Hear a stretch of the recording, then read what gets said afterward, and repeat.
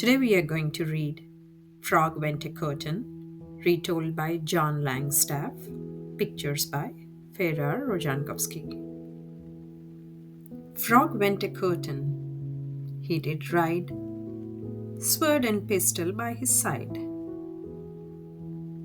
When upon his high horse set, his boots they shone as black as jet.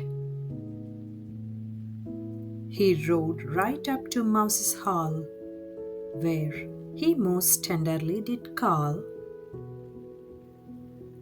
"O Mistress Mouse, are you within?" "Yes, kind frog, I sit to spin." He took Miss Mousie on his knee.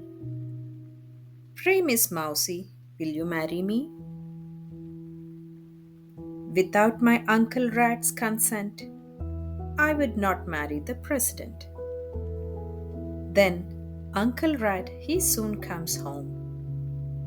"Who's been here since I have been gone?" "A pretty little dandy man," says she, "who swears he wants to marry me." "Where will the wedding breakfast be?" "Way down yonder in a hollow tree." "What will the wedding breakfast be?"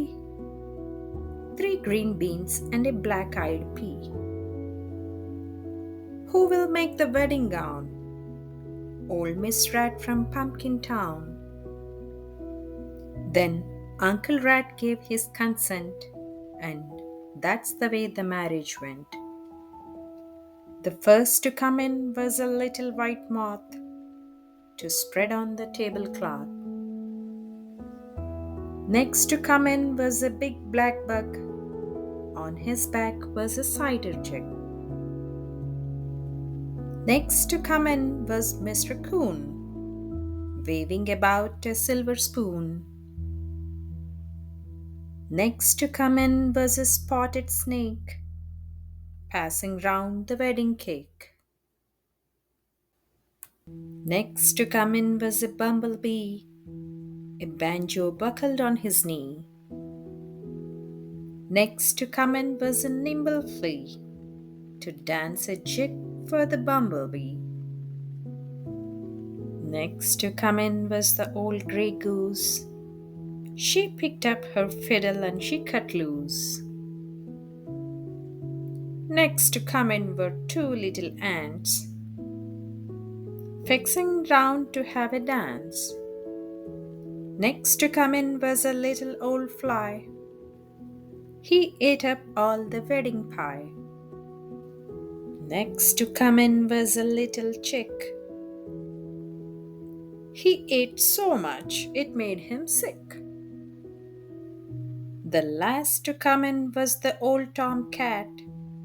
He says, "I'll put a stop to that."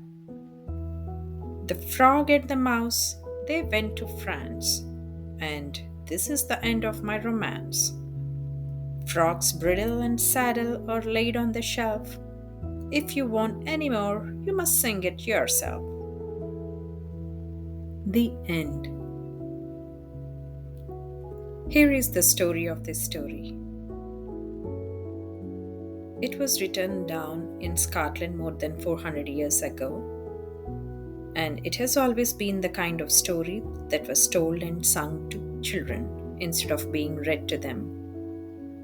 The grandfathers and grandmothers sang it to the mothers and fathers, and the mothers and fathers sang it to their children, and finally it got to us.